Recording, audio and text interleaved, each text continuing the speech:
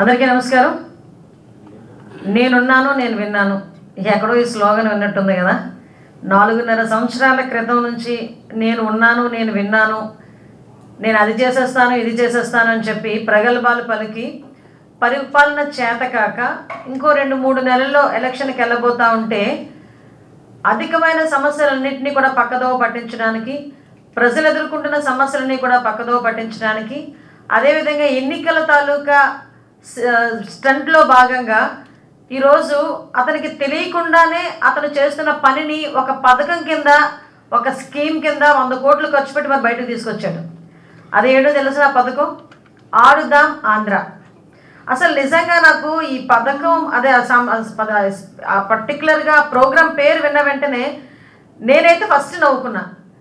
ఈ కొత్తగా పెట్టడం ఏముంది ఆడుదాం ఆంధ్ర అని?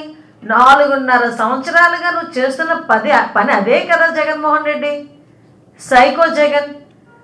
4.5 సంవత్సరాలుగా ప్రజల జీవితాలతో ఆటలాడుకుంటూ, ఆంధ్రప్రదేశ్ రాష్ట్ర ప్రజలతో జీవితాలతో ఆటలాడుకుంటున్న నువ్వు ఈరోజు స్పెషల్గా మళ్ళీ ఆడుదాం ఆంధ్ర అని ఒక ఎన్నికల స్టంట్ని బయట తీశాడు. అసలు ఎందుకు ఇది ఎన్నికల స్టంట్ అన్నాను, అసలు ఏంటి ఆడుతున్నాడు అన్నది ఒకసారి వివరాల్లోకి వెళ్తే, ఫస్ట్ మనం జాగ్రత్తగా పరిశీలిస్తే ఈ ఆడుదాం ఆంధ్ర అన్న పదం అతని తాలూకా నైజానికి సంబంధించి బయటకు ఉద్భవించిన ప్రోగ్రాం ఇది. ఎందుకంటే మీరు అబ్జర్వ్ చేయండి, ఎన్నికలు అయిన తర్వాత ఫస్ట్ ఆడుకున్నది అతని తల్లితోనే, అతని చెల్లితోనే.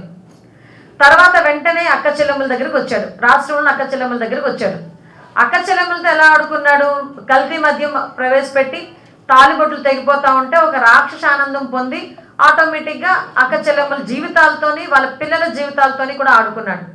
మేనమావని పిలిపించుకొని పిల్లల చేత నాడు నేడు స్కీమ్ అని చెప్పి కల్తీ పనులన్నీ చేయించి, నాశరకమైన పనులన్నీ చేయించి ఈరోజు ఆ నాడు నేడు బడుల్లో కూడా కూలిపోతుంటే పిల్లలు ప్రాణాలు పోయే పరిస్థితిలో ఉండి ఆ తల్లుల గర్భశోకంతో ఆడుకున్నాడు. మనం ఇంకా వివరాల్లోకి వెళ్తే అంగన్వాడీ కార్యకర్తలు ఈరోజు 4.5 సంవత్సరాలుగా నువ్వు చేసిన మోసాన్ని గ్రహించి ఈరోజు ఎంతోమంది అంగన్వాడీ కార్యకర్తలు రోడ్ల మీదకి వచ్చి వినూత్నంగా వాళ్ళందరూ కూడా నిరసనలు తెలియజేస్తూ ఉంటే ఈ రోజుకి కూడా వాళ్ళ గురించి పట్టించుకునే నాదుడు లేక వాళ్ళ జీవితాలతో ఆడుకున్నాం. ఆశా వర్కర్లు మనందరికీ తెలిసిందే, ఆఖరికి మున్సిపల్ వర్కర్స్. ఇందాకే మా పత్రికా సోదరుడు అంటున్నారు, ఏంటి అందరూ మా పలుచగా ఉన్నారంటే ఎక్కడ చూసినా ధర్నాలే పడుతున్నాయండి, ఎక్కడ చూసినా నిరసనలే కనిపిస్తున్నాయి, దట్స్ వై మేము అది కవర్ చేసుకోవడానికి వెళ్ళామండి అని. సిగ్గనిపించట్లేదా జగన్మోహన్ రెడ్డి? 4.5 సంవత్సరాల కాలంగా ఆడుకుంటున్న జనాలతో ఆడుకుంటున్న నువ్వు ఈరోజు బయటికి వాళ్ళు బాధ భరించలేక నువ్వు కేసులు పెడతావని, స్కీములు తీసేస్తావని ఇన్ని రోజులు భరించి ఉండొచ్చు. కానీ ఈరోజు ఆ కడుపు మంట భరించలేక, వాళ్ళ కష్టాలను భరించలేక ఈరోజు బయటకు వచ్చి నీ మీద నిరసన తెలియజేస్తూ ఉంటే అవన్నీ పక్కన పెట్టేసి దా క్రికెట్ బ్యాట్ పట్టరా, హాకీ బ్యాట్ పట్టరా, ఆడుకుందాం అని చెప్పి మాట్లాడుతున్నావు. ఓకే మాట్లాడు. ఇంకా మున్సిపల్ వర్కర్స్, ఆఖరికి నీ వెనకాతల కాపలా కాస్తూ నీకు వెనకాతలు నువ్వు ఏం చేసినా తందాన తానా అనే పోలీస్ డిపార్ట్మెంట్ వాళ్ళు కూడా ఈరోజు రేపు బయటకు వచ్చి వాళ్ళు కూడా నిరసనలు తెలియజేస్తారు. కనీసం వాళ్ళకి ఇచ్చే టీఏడిఏలు కూడా, వాళ్ళ జీపీఎఫ్లు కూడా వాళ్ళ ఖాతాల్లో పడకుండా, వాళ్ళకి వచ్చి ఇంక్రిమెంట్లు లేకుండా, వాళ్ళ తాలూకు టీఏడిఏలు లేకుండా వాళ్ళని ఎన్ని రకాలుగా ఇబ్బందులు పెడుతున్నావు పోలీస్ డిపార్ట్మెంట్. వాళ్ళు కదిలిస్తే కన్నీళ్ళు పెట్టుకునే పరిస్థితులు ఈరోజు పోలీస్ డిపార్ట్మెంట్ ఉంది. 1వ తారీఖు కల్లా జీతాలు పడే ప్రభుత్వ ఉద్యోగులు, ప్రభుత్వ ఉద్యోగం అంటేనే 1వ తారీఖు కల్లా టెన్షన్కి జీతం పడుతుంది, నెలంతా కూడా ఇబ్బంది లేకుండా గడిచిపోతుంది అనుకున్న కాన్సెప్ట్ నుంచి ఏ రోజు జీతం పడుతుందో తెలియదు, ఏ రోజు జీతం పడిన తర్వాత ఎన్ని రోజుల జీతం చేతిలో ఉంటుందో తెలియని దుస్థితిలో ఈరోజు ప్రభుత్వ ఉద్యోగుల తాలూకు జీవితాలతో ఆటలాడుకుంటున్నాం. ముఖ్యంగా టీచర్స్ని సిపిఎస్ విధానం రద్దు చేస్తారని చెప్పి ఎప్పుడో మోసం చేసి ఈ రోజుకి కూడా వాళ్ళ జీవితాలతో ఆడుకుంటున్నాం. ఇలా గనక నేను మాట్లాడుకుంటూ పోతే డాక్టర్స్, దళితుల జీవితాలతో ఆడుకున్నాం, బీసీల జీవితాలతో ఆడుకున్నాం, మైనార్టీ జీవితాలతో ఆడుకున్నాం, పోలవరం లేక రైతుల జీవితాలతో ఆటలాడుకున్నాం, అమరావతి రాజధాని లేకుండా ఈరోజు అమరావతి రైతుల జీవితాలతో ఆడుకున్నాం, ఆఖరికి మధ్యతరగతి జీవితాలతో విపరీతమైన ధరలు పెంచేసి మధ్యతరగతి జీవితాలతో ఆడుకున్నాం, భవన నిర్మాణ కార్మికులు, కాంట్రాక్ట్ ఉద్యోగులు.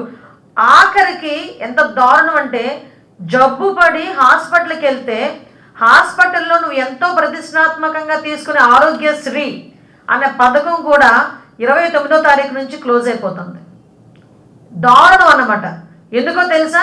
డబ్బులు కట్టలేక 29వ తారీఖు నుంచి ఆరోగ్యశ్రీ పథకం కూడా క్లోజ్ అయిపోతుంది. ఇంత దారుణమైన పరిస్థితులు, ఇన్ని రకాలుగా జీవితాలతో ఆడేసుకొని ఈరోజు మనం ఆడేసుకుందాం దా అంట, ఆడుకుందాం దా అంట. దానికి చాలా ప్రెస్టీజియస్గా నిన్న ఎమ్మెల్యేలు, మంత్రులు, జగన్మోహన్ రెడ్డి బయటకు వచ్చి ఆఖరికి రోజారెడ్డి గారికి క్రికెట్ ఎలా ఆడాలో కూడా నేర్పించేస్తున్నాడు ఈయన. అంటే అఫ్కోర్స్ ఇప్పటి వరకు కూడా ఎలా జీవితాలతో ఆడుకోవాలన్నది నీ అంత ఆట ప్రావీణ్యత ఇంకెవరికి ఉండదు. నిజంగా నీకు క్రీడల మీద అంత అభిమానం ఉండుంటే 4.5 సంవత్సరాలు ఏం చేసావు? మనం అనుకోవచ్చు యాక్చువల్గా చాలామంది క్రీడాకారులు కూడా అతను ప్రోత్సహించాడండోయ్. ఎవరో తెలుసా? క్యాజినోలు ఆడించిన కొడాలి నాని, మంచి జాతీయ క్రీడ అనమాట అది క్యాజినో. తర్వాత ఏమో పేకాట క్లబ్బులు నడిపే గుమ్మనూరు జయరాము, బెట్టింగ్లు పెట్టే మొన్నటి వరకు మంత్రి అనిల్ కుమార్ యాదవ్, ఇలాంటి ఆనిముత్యాలను తయారు చేసే 4.5 సంవత్సరాల్లో పేకాట ఆడేవాళ్ళని, కోడి పందాలు చేసేవాళ్ళని, అది గుండాట ఆడేవాళ్ళని, లేకపోతే ఇంకోటి ఏంటది పేకాట క్లబ్బులు నడిపే వాళ్ళని, క్యాజినోలు నడిపే వాళ్ళని, ఇలాంటి ఆటలు జాతీయ క్రీడల స్థాయిలో తీసుకెళ్ళి 4.5 సంవత్సరాల్లో ఇప్పుడు అది కాదు, ఇప్పుడు క్రికెట్ ఆడదాం, ఇప్పుడు హాకీ ఆడదాం అని చెప్పి రమ్మంటున్నాడు. ఇందులో జోక్ ఏంటంటే ఏదైనా ఒక ఆట ఆడుకోవడానికి, నేను జనరల్గా నేనే సర్కాస్టిక్గా మాట్లాడట్లేదు, నేను మామూలుగా మాట్లాడుతాను. ఏదైనా గేమ్ ఆడుకోవడానికి ఒక గ్రౌండ్ ఉండాలి, ప్లేయర్స్ ఉండాలి, ఎక్విప్మెంట్ ఉండాలి, ట్రైనర్స్ ఉండాలి, కోచ్ ఉండాలి, ఇలాంటి సంథింగ్ ఒక ఎస్టాబ్లిష్మెంట్ అంటూ ఉండాలి. కానీ మా ఆంధ్రప్రదేశ్లో ఆడుదాం ఆంధ్ర అని ప్రోగ్రామ్ ఉంటుంది, దానికి 100 కోట్లు ఖర్చు ఉంటుంది, దానికి ఆ శాఖకి వాలీబాల్కి ఏంటది బాస్కెట్బాల్కి తేడా తెలియని ఒక మంత్రి ఉంటుంది. ఆ మంత్రికి వాలీబాల్కి బాస్కెట్బాల్కి కూడా తేడా తెలియదు.